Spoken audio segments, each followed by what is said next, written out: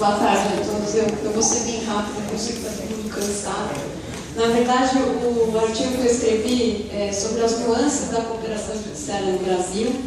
A ideia que eu tive foi a partir exatamente do nosso trabalho no Conselho Nacional de Justiça, junto com o professor Antônio Gomes e outros colegas no Comitê de Cooperação Judiciária.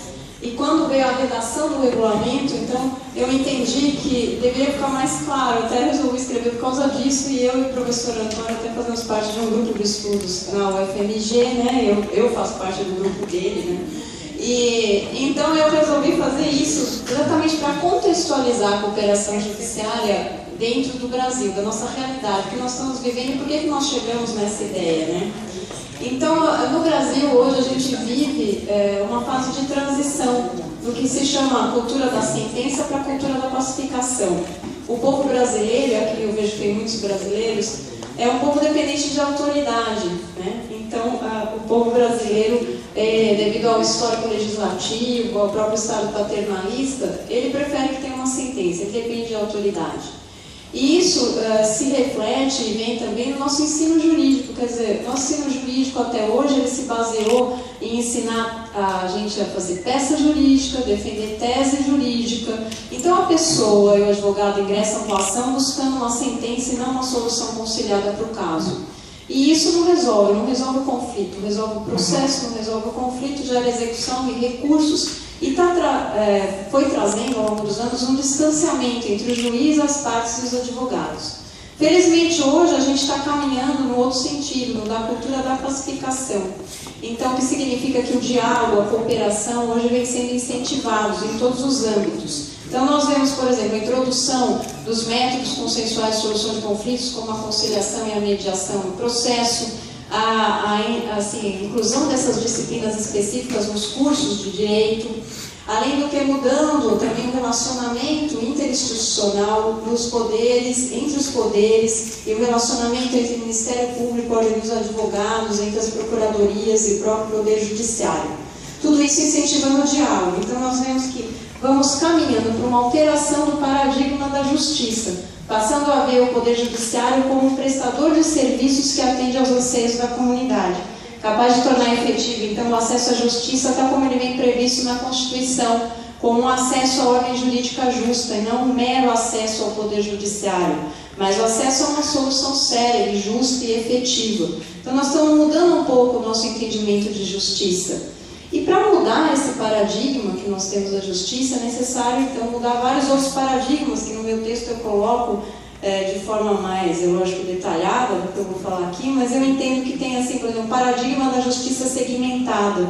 Nós temos, então, 5 ramos de justiça e 91 tribunais no Brasil, mas isso é só uma questão estrutural, porque a justiça, pela Constituição, é uma justiça una. Então, a gente tem que quebrar esse paradigma da justiça segmentada.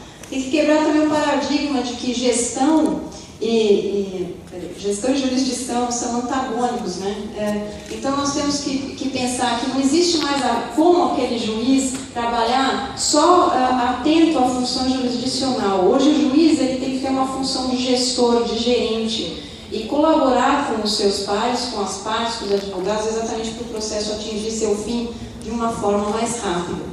E também a quebrar, de um modo geral, então, como eu falei, exatamente o paradigma do acesso à justiça como um mero acesso ao Poder Judiciário. A gente tem que ver o acesso à justiça hoje de uma forma mais ampla, tendo uma complementariedade dos métodos consensuais de solução de conflitos em relação à solução adjudicada, para se obter uma solução séria, justa e efetiva. Ou seja, a gente tem que melhorar a prestação jurisdicional. Esse acho que é o objetivo de todos nós. Então, de acordo com a recomendação 38 do Conselho Nacional de Justiça, que trouxe a institucionalização da cooperação judiciária no Brasil, lendo o anexo e agora o regulamento, né, que nós aprovamos no último encontro em São Paulo, a gente pode perceber que existem vários níveis da cooperação judiciária. Então, a cooperação judiciária interna no Brasil, ela está se dividindo, então, cooperação jurisdicional e cooperação administrativa. Cooperação jurisdicional, aquela afeta o processo, então pode ser dentro do processo ou para fora do processo, mas a cooperação jurisdicional, esse papelzinho, É constrangedor, mas faz parte.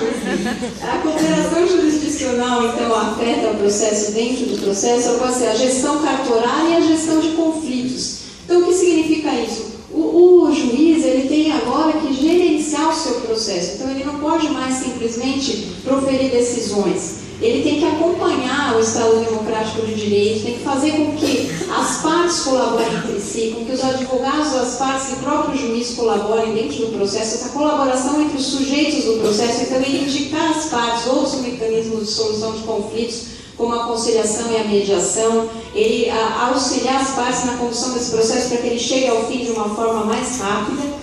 E além disso, então, a cooperação do juiz com seus servidores, do juiz com os terceiros facilitadores, do conciliador, do mediador, tudo isso visando exatamente uma prestação jurisdicional mais efetiva.